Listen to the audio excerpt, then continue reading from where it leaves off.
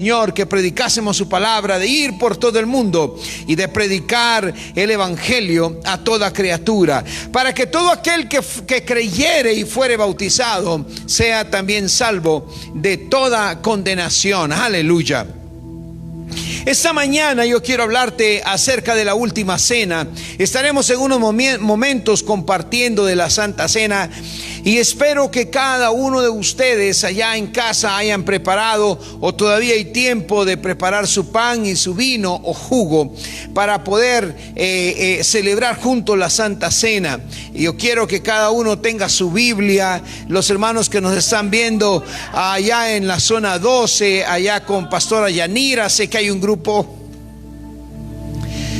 de personas, y les extraño mucho a mis hermanos que nos ven acá en la zona 5, en la zona 18 y en todas las zonas donde nos están viendo. Les bendigo, perdónenme si no mencioné su zona 1, pero les extraño muchísimo, y por eso es que ustedes ven a su pastor a veces un poco molesto y hablando fuerte en internet a las autoridades y a aquellos que se creen dueños de este país y del mundo y que no lo son, porque el único rey, el único Dios de Guatemala, su nombre es Cristo Jesús, y a Él le servimos y a Él le obedecemos, y haré siempre lo mismo: obedecer a mi Dios antes que obedecer a los hombres.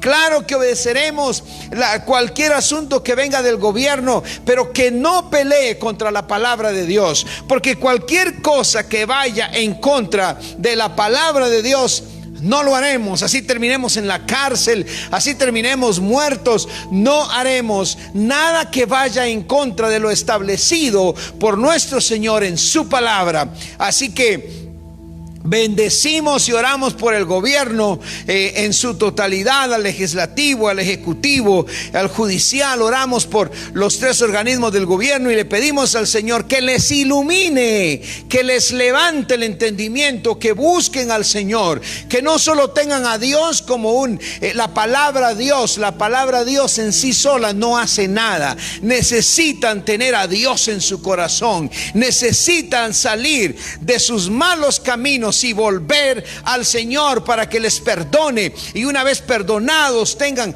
la condición perfecta de poder poner en su boca la palabra Dios. Todo aquel que menciona la palabra Dios y prevarica en su corazón y en su mente no tiene ningún derecho de utilizar el nombre poderoso y santo de nuestro Dios. Así que limpie sus acciones, limpie sus caminos y utilice la palabra Dios. No bendiga a nadie por medio de la palabra Dios si su boca no está limpia para hacerlo.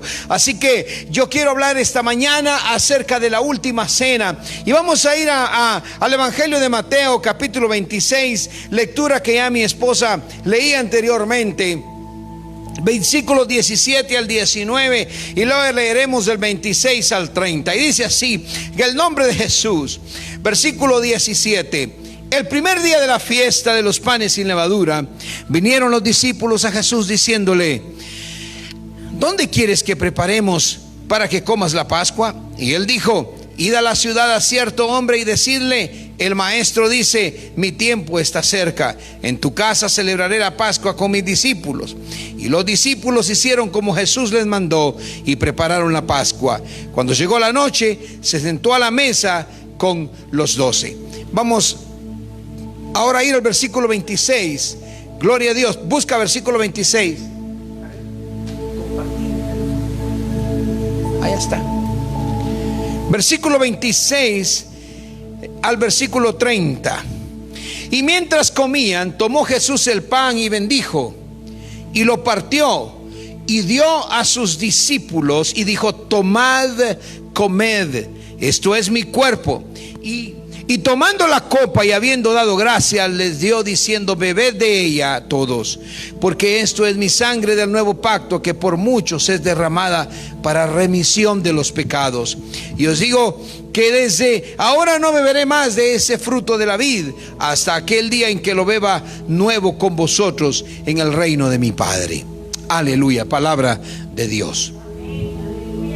Esta es una parte tan importante del evangelio cristiano de Jesucristo. Y no solo por el significado de la Sagrada Comunión, donde nosotros recordamos esta última cena que Jesús y sus discípulos disfrutaron juntos antes de, lastimosamente, su traición y posteriormente su muerte. También hay mucho simbolismo dentro de la historia que habría significado mucho para aquellos que estaban allí escuchándole, sus discípulos, y aquellos judíos que pudiesen haber estado o pudiesen haber escuchado la historia de lo que Jesús había dicho. Este simbolismo habría tenido mucho significado que ver, pero que para nosotros los que vivimos en un entorno no judío podría perderse totalmente y no podríamos nunca haber sabido de él. Pero lo que me gustaría hacer es mirar la comida de la Pascua y el significado para los judíos o hebreos, y luego ver cómo Jesús tomó esa parte simple y reconocible de la herencia judía y la extendió más allá de su significado original para incluir el sacrificio que estaba a punto de hacer en esa cruz. Es tan típico de Jesús, tomando las cosas ordinarias de la vida y usándolas como imágenes, ayudándose con visuales, con las que sus oyentes podrían identificarse más fácilmente. Esa fue la razón por la cual Jesús utilizó siempre diferentes maneras de hablarle a sus discípulos para que pudiesen entender, y hablarle a la gente también para que pudiesen entender el mensaje maravilloso que el Señor trajo en ese entonces. Hoy estaremos haciendo lo mismo. En unos momentos nuestro amado pastor Julio estará ministrando la Santa Cena, los elementos, junto al pastor Roger, y estaremos ministrando eso a ustedes. Pero vamos a ver primero el significado de lo que esto trae. Jesús y sus discípulos habían venido a Jerusalén, o habían llegado a Jerusalén para la fiesta de la Pascua. Para aquellos que están sintonizando ahorita, estamos en Mateo 26, del 17 al 20 y del 26 al 30. Y Jesús, llegando entonces a Jerusalén, como siempre había reglas que se aplicaban en este lugar y durante la fiesta de la Pascua. Se suponía que todos los judíos debían permanecer dentro de los límites de la ciudad. Y esto me trae a mí algo a memoria, porque así como debían de permanecer en los límites de la ciudad, era que tenían que estar congregados en un solo lugar. Hoy en día hasta nuestro gobierno está haciendo lo imposible por no mantener la congregación de las iglesias. Desafortunadamente existe la idea que aquí en estos templos hay un punto o un foco de contaminación, cuando no es así. Desafortunadamente no tienen la capacidad de poder entender que aquí es donde nosotros recibimos paz, bendición y sanidad. Porque yo me preguntaba hoy en la mañana y decía, bueno, y toda la gente que hoy no va a estar en la iglesia reunidos en un templo, ¿a dónde van a ir sino ir a otros lugares donde sí pueden contaminarse? Yo creo que hubiese sido mejor que se mandara a todos los templos a que abriesen sus puertas todos los días, para que la gente que ahí llega esté confinada en un solo lugar. Lo mismo hacían los judíos. Habían de confinarse, habían de estar congregados en un solo lugar dentro de los límites de la ciudad. Bueno, como digo, desafortunadamente la ciudad estaba llena para un festival tan importante, para una fiesta tan importante, para una celebración tan importante como era el celebrar la Pascua, el celebrar esa época.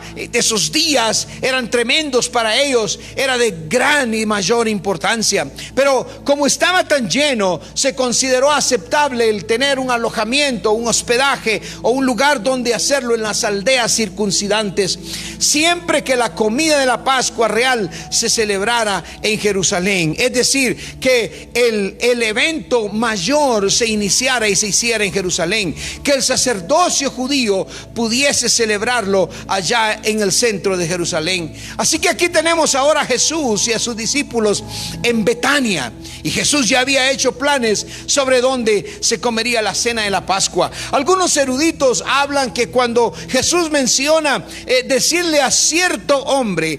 En la expresión cierto hombre, algunos piensan que Jesús de antemano, yo lo creo bastante también, ya había hecho los arreglos, había hablado ya con el hombre que lo conocía, porque el Señor estaba dando una cierta y una indicación exacta acerca de este hombre. Así que ahí tenemos al Señor. Jesús le dijo que fueran a ese hombre en la ciudad y le dijeran: nuestro maestro dice, ha llegado mi hora.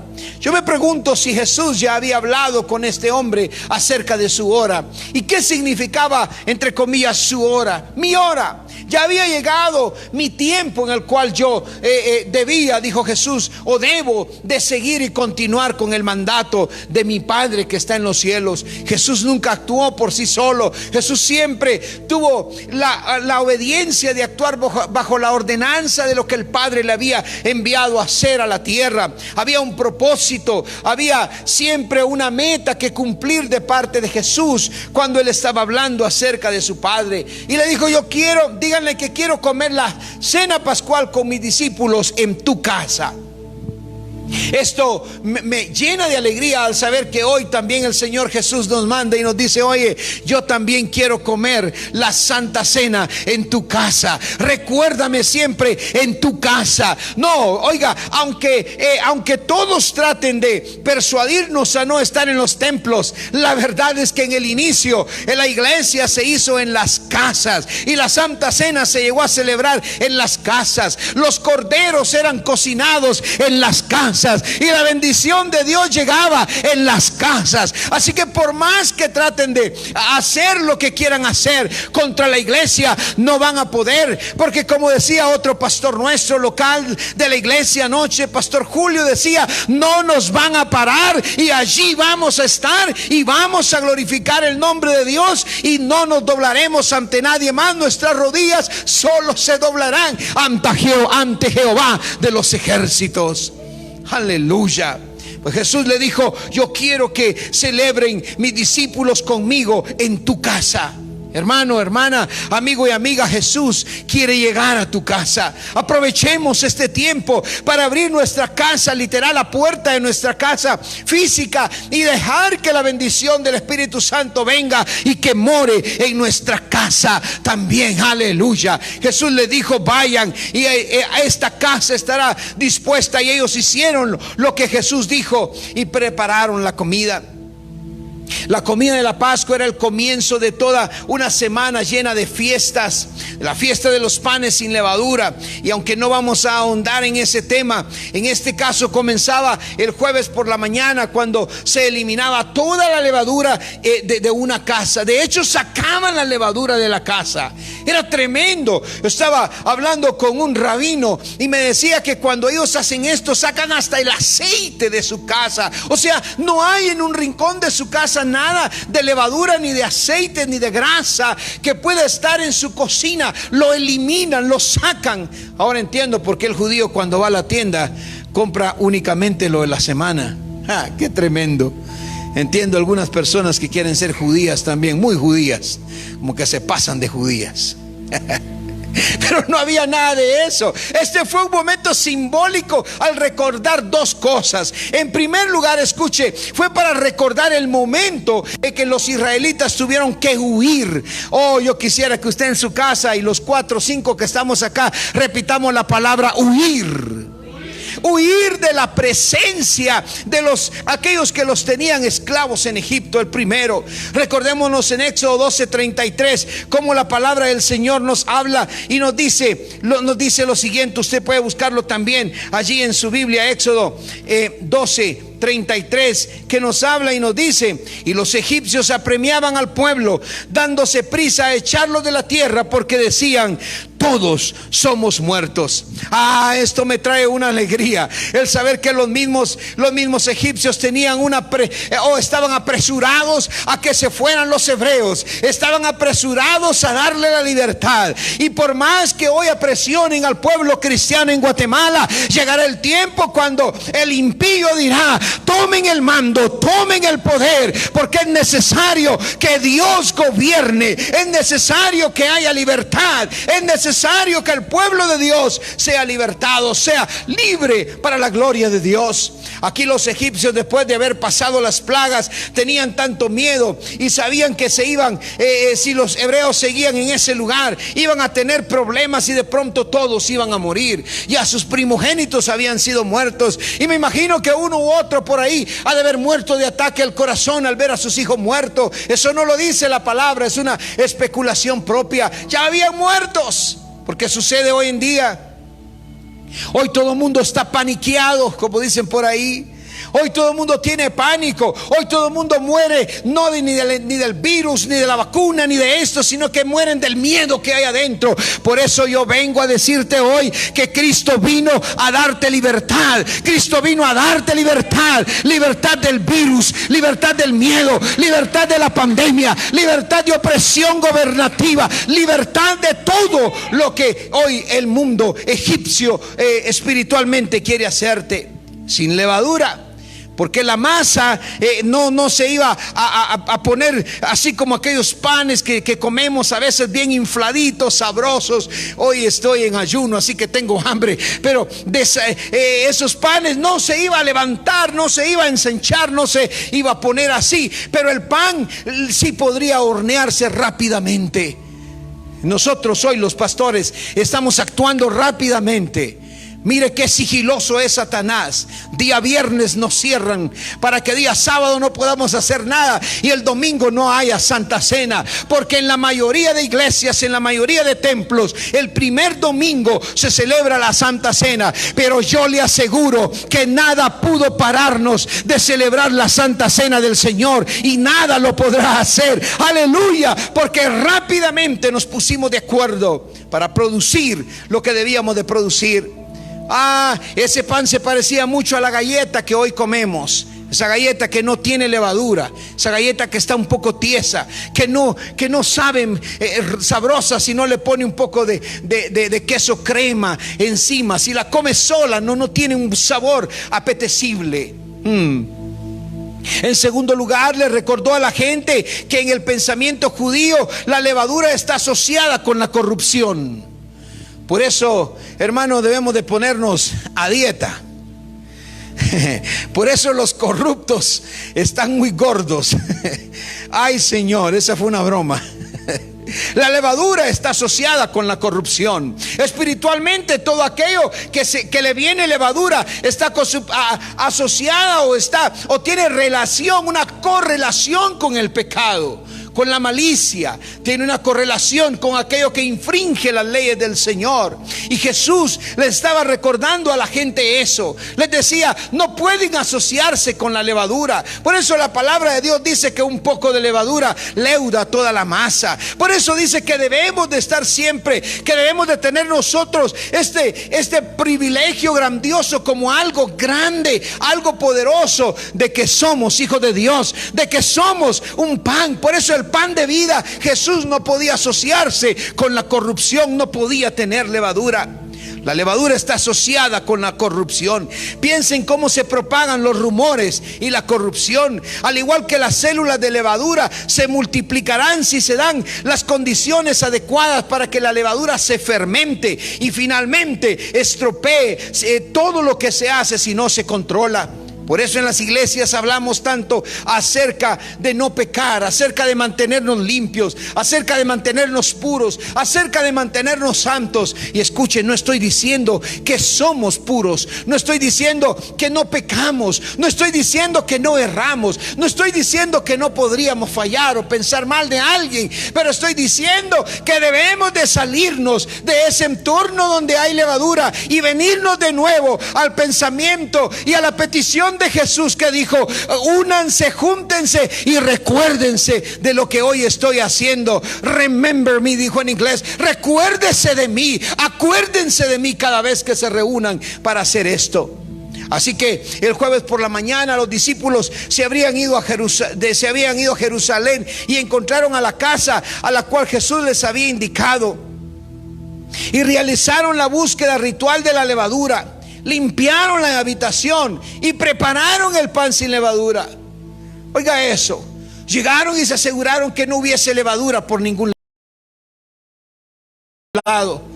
A veces la gente se siente mal cuando nosotros decimos: oiga, si usted permanece en pecado y no puede estar aquí, puede caminar hacia otro lugar, puede buscar otra iglesia. Y no es que echemos a la gente de acá, no es que le digamos váyase de aquí, pero es que un poco de levadura en un lugar puede leudar la masa. Es que un poco de levadura en una casa puede traer olor a corrupción. Y por eso los discípulos entraron a la casa e hicieron el ritual de la levadura, alejar toda la levadura del lugar. Oiga, la levadura es sabrosa. ¿A quién no le gustan unos chicharrones del pellejo del pollo? ¿A quién no le gustan unos chicharrones bien asados con tanto aceite? ¿A quién no le gusta aquellos panes, aquellos tamales que traen mucha grasa, que trae la levadura? Pero al final trae corrupción al cuerpo. Al final incluso trae gusanos al cerebro.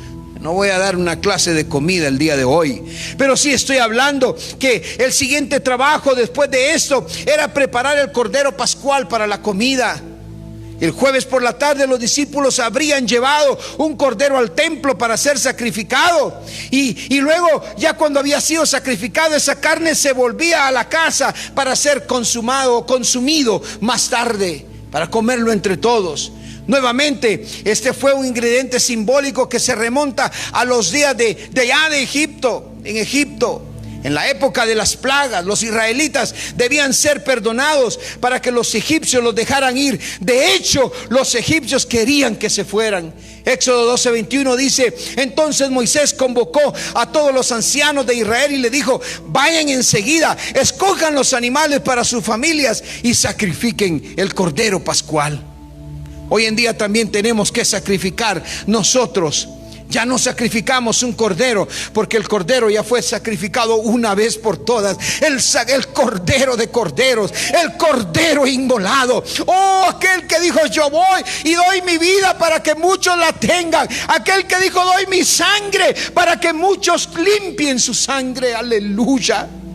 Oh, él dijo: yo voy. Y aquellos israelitas en el tiempo de Egipto tuvieron que buscar su cordero. Oh, hermano, y cuando Dios miró al mundo después de mucho eso, buscó entre todo lo que tenía y encontró un cordero, a su hijo amado, y por amor a ti y por amor a mí lo dio para que fuese sacrificado por nuestros pecados. Habían otros 4 ingredientes para la comida de la Pascua que debían prepararse. Estoy tratando de correr para utilizar menos tiempo el día de hoy. Tengamos la participación de los pastores Julio y Roger, y que nos ministren la Santa Cena. Un cuenco o un recipiente de agua salada para recordarle las muchas lágrimas derramadas por el pueblo mientras estaban en esclavitud en Egipto, y las aguas saladas del Mar Rojo que Dios había separado para que pudieran entrar en la tierra prometida. A veces nosotros, hermanos, no queremos tener ningún recordatorio. Hoy yo estaba orando y veía, hermano, y esto, gloria a Dios que lo veía, tal vez desde aquí no se ve, y no voy a pedir a la cámara que venga, pero aquí en el piso, cualquiera puede venir a ver, en este púlpito hay unas lágrimas. Yo no sé de quién son, pero hay unas lágrimas marcadas ahí. Y cuando yo me arrodillaba para orar, porque había algo obstruyendo donde normalmente me gusta orar, me vine a este lado y miré esas lágrimas, y el Señor me decía: así como había un cuenco, así como había una palangana, así como había un recipiente en cada casa judía para recordar, tenía agua salada para recordar las lágrimas que habían sufrido los hebreos cuando estaban en esclavitud, y para recordar las aguas del Mar Rojo cuando Dios las abrió. Así también en mi púlpito, así también en mi altar habrán lágrimas que nos recuerde que no importa lo que estemos pasando, que no importa lo que está sucediendo a nuestro alrededor, tenemos a un Cristo de la gloria que nos ayuda a salir avante, que nos ayuda, que nos recuerda que Él puede abrir cualquier mar, por muy rojo, por muy salado, por muy grande, por muy tempestuoso que esté. Y por mucho que tú hayas sufrido, viene el tiempo en el cual el Cordero se sienta a cenar contigo. Oh, recuerdo lo que el Señor decía, y yo quería ponerle ese otro tema a lo que hoy predico, pero le puse la última cena. Pero quería ponerle: dile que hoy quiero cenar con Él en su casa. Dile que mi cena la quiero tener en su casa. qué lindo sería que este tema tú se lo pongas a tu corazón y que le pongas y digas: este sermón le voy a poner de tema: Él quiere venir a mi casa. Aleluya. Además de eso, se recolectaba un manojo de hierbas amargas para darles para recordarles a ambos, a todos ellos, las hierbas que se usaban para untar la sangre del cordero sobre la puerta, y también la amargura de la esclavitud. Mira, el enemigo se ha tratado, hermano, de robar, ha tratado de fingir, ha tratado de suplantar y ha tratado de engañarnos con todo lo que hacen. Hoy hay brujería, hay hechicería, y por si usted no lo sabe, usan hierbas supuestamente para dar sanidad o limpieza, una limpieza espiritual a los que engañan. Oh, y lo tomaron de acá para querer engañar a la gente. Además de eso, también se hacía una pasta con manzanas, con dátiles, con granadas y con nueces, curiosamente para recordarle la arcilla con la que se les había pedido que hicieran ladrillos en Egipto. Y a través de ellas se colocaban ramas de canela para recordarle la paja con lo que los ladrillos habían sido hechos. Oh, hermano, oiga esto. Y en cuarto lugar, habrían 4 copas de vino para recordarle las 4 promesas. Vea lo que dice Éxodo capítulo 6, versículos 6 al 7. Por tanto, di a los israelitas: yo soy el Señor, y los sacaré de debajo del yugo de los egipcios. Los libraré de ser esclavos de ellos, y los redimiré con brazo extendido y con poderosos actos de juicio. Tomaré como mi propio pueblo y seré su Dios. Oh, hermano y hermana, yo no sé lo que tú estés pasando ahora. Yo no sé si hay lágrimas en tu mente o en tu rostro o en el piso. Yo no sé si te recuerdas de la esclavitud que haya tenido tu vida en el mundo, en ese Egipto. No sé cuántos ladrillos te haya hecho querer hacer. Yo no sé, pero lo que yo sí te puedo decir, que hay unas copas hechas por el Espíritu Santo, que es a través de la oración, a través del ayuno, a través de perseverar en la iglesia y a través de la lectura de la palabra, que te va a traer las mismas promesas que Dios le dijo a su pueblo. Los voy a librar y que sean esclavos de ellos. En este caso, que seas esclavo del pecado. Te va a redimir con su brazo extendido, que es Cristo Jesús extendiendo sus brazos en la cruz, y con poderosos actos de juicio. Aleluya. Así como mandó las plagas a Israel, a Egipto, un día el Señor también verá, dice su palabra en los salmos, que comerás en una mesa aderezada en presencia de tus angustiadores. Aleluya. Y por último, te va a tomar como pueblo, y tú serás para Él su pueblo, y Él será tu Dios. Y Jesús ya lo dijo cuando dijo: todo aquel que me reciba, oh, gloria a Dios, será llamado, será hecho hijo de Dios. Entonces el mundo sabrá que el Señor todavía es el Rey del universo, que nuestro Dios es el Rey de reyes y Señor de señores. Entonces, pueden imaginarse ustedes en sus mentes cómo estuvo descansado ese día jueves para los discípulos. Hubo muchas cosas que hacer, y en la tarde que los discípulos habían tenido para asegurarse de que todos los preparativos estuvieran completos, y en cualquier momento después de las 6 de la tarde Jesús se habría unido a ellos, y la comida y la cena habría entonces comenzado. Durante la comida se cantaron himnos. Hay un himno que se llama el Jalel. Yo estoy seguro que lo vamos a estudiar en Alem, pero el Jalel, que significa alabado sea Dios, y era básicamente los salmos 113 al 118, y terminaban con el salmo 136. Oh, ¿sabe una cosa? Ahora veo yo, hermano, que deliberadamente se había perdido una lectura, o la perdí, una sección del pasaje donde Jesús profetizaba de su traición y de Judas, y dándose cuenta de que había llegado, lo cual le había hablado anteriormente, el momento, su hora. No lo hicimos a un lado porque no sea importante, sino simplemente porque yo quiero concentrarme en el asunto de los elementos el día de hoy. Anteriormente les mencioné que Jesús fue excelente al tomar los elementos cotidianos de la vida para explicarnos a nosotros, para ayudarnos con ayudas visuales, voy a decirlo así, para podernos transmitir un punto, para podernos transmitir lo que Él quería decirnos a nosotros. Oh, hermano, el objetivo de la Pascua era recordar al pueblo de Israel que fue Dios quien los había liberado de años de esclavitud en Egipto y los había traído a la tierra prometida. Jesús se hizo de carne y hueso para liberar a la humanidad de la esclavitud del pecado. Tal vez no de Egipto, ni tal vez no de otro gobierno o poder terrenal. Por eso cuando a veces la gente dice, este gobierno nos está afectando, no es el gobierno, es el quien lo gobierna a él, es quien está con él. Alguien pone ahí, no son más que demonios tratando de esclavizar de nuevo al pueblo cristiano. Aunque no quiero hablar mucho de eso, pero no puedo dejar de hablarlo, no puedo dejar de mencionarlo. No, a nosotros no nos aprisiona un hombre, no nos aprisiona un título de presidente. Nada nos va a aprisionar, ni siquiera el demonio que está reinando sobre ellos, porque sabemos que nuestro Dios es real. ¿Cuántos lo creen esta mañana? Nuestro Dios es real, es poderoso, es fuerte y Él está por nosotros.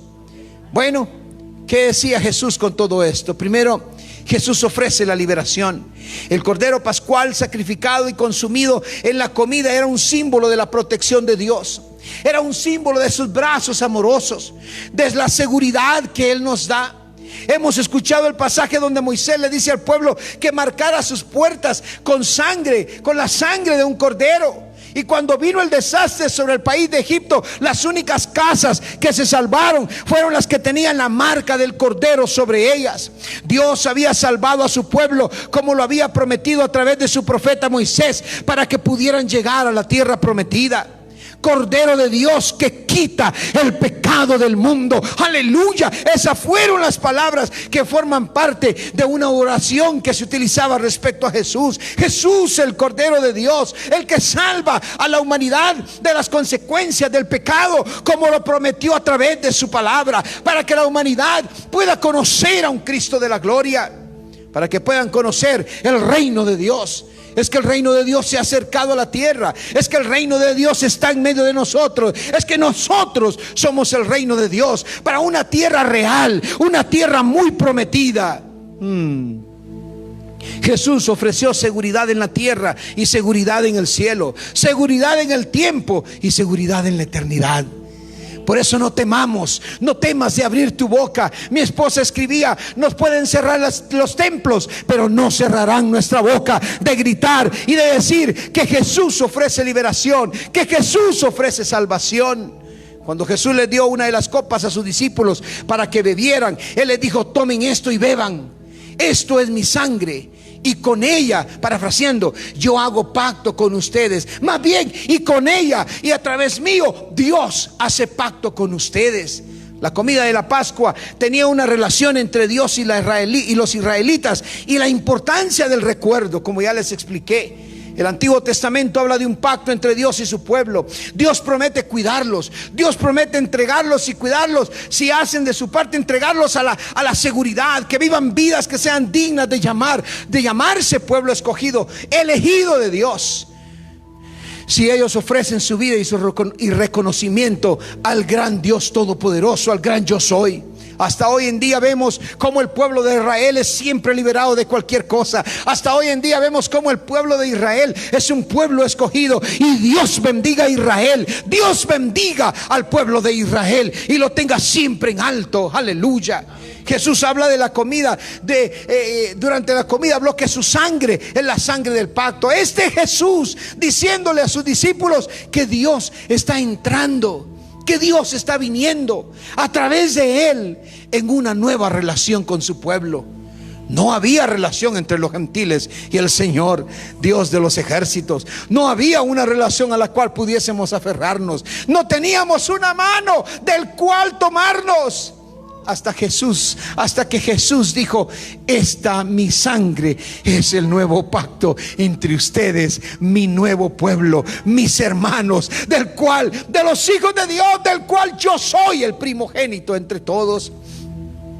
A través de la comida de la Pascua y todo su significado y simbolismo, Jesús tiene una imagen simple para sus discípulos y para la cual nosotros nos podemos aferrar. Por lo que estoy a punto de hacer, quiso decir Jesús, por ti, hermano, amigo, amiga, hermana que me ves, por lo que estoy a punto de hacer por ti, La hora ha llegado para que yo haga algo por ti y por todas las personas. Por lo que yo voy a hacer es posible que haya una relación entre ti y tu Creador, entre la humanidad y su Creador. ¿Has visto cuánto te ama Dios? ¿Has visto cómo, a pesar de la separación que crea el pasado y que crea el pecado, Dios te ama? Oh, tú debes de celebrar siempre. Esto lo hacemos cada mes, pero deberíamos de celebrarlo posiblemente todos los días y celebrar al Señor. Por ahí alguna misión dijo: no, es solo una vez al mes y debe ser solo con algunos miembros en propiedad y los demás deben de salirse. Eso no me dice la palabra. La palabra me dice que Jesús dijo: a través de mi sangre yo ofrezco un nuevo pacto para la humanidad. No para una misión, no para una denominación, no para un estado espiritual de alguien, sino para todo aquel que venga y le reciba como su Salvador. Y hoy es el tiempo. Jesús dijo: está llegando mi tiempo. Pues yo te digo a ti, también te está llegando tu tiempo. Este es el tiempo en el que ese cruce, en la cruz de Jesús, tú puedas venir y tomar la sangre del Cordero de Dios. Compartiendo esta comida, Jesús dijo: entras en este nuevo pacto y en esta nueva relación. Y cuando participamos de los elementos, hermano, entramos en ese nuevo pacto y en esa nueva relación. A través del sacrificio y la sangre de Cristo Jesús viene tu salvación. Jesús sabía lo que iba a pasar.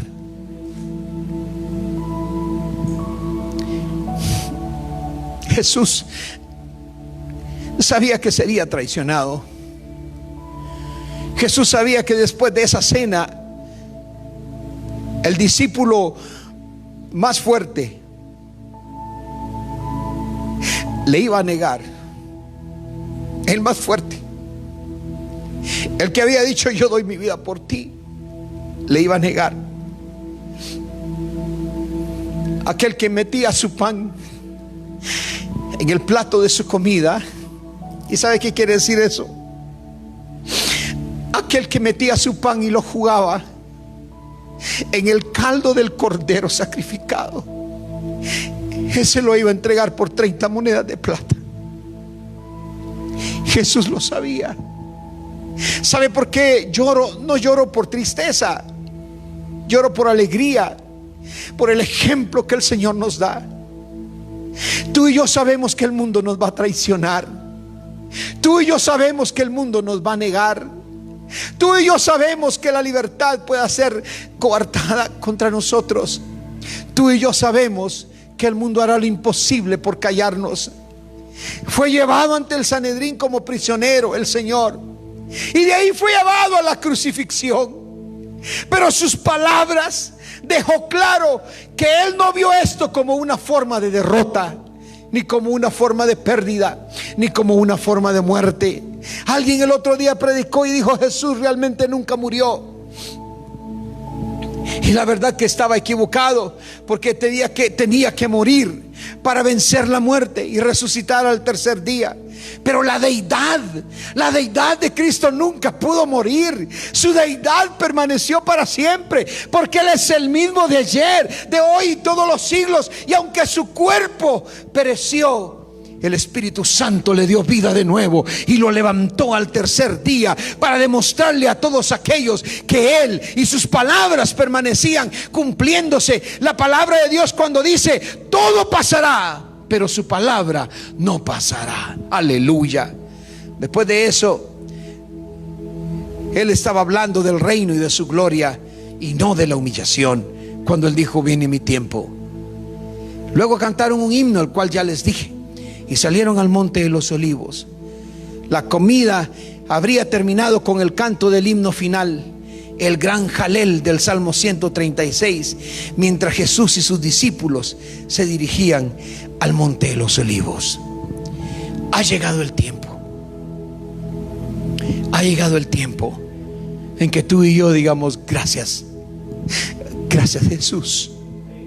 No estamos cautivos, no.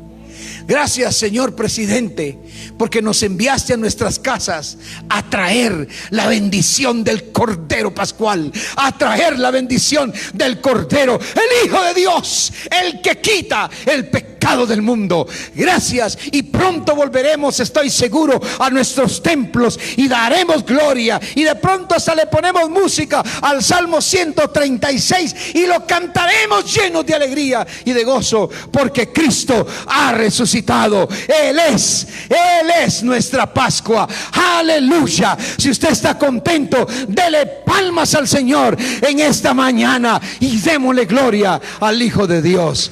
Aleluya.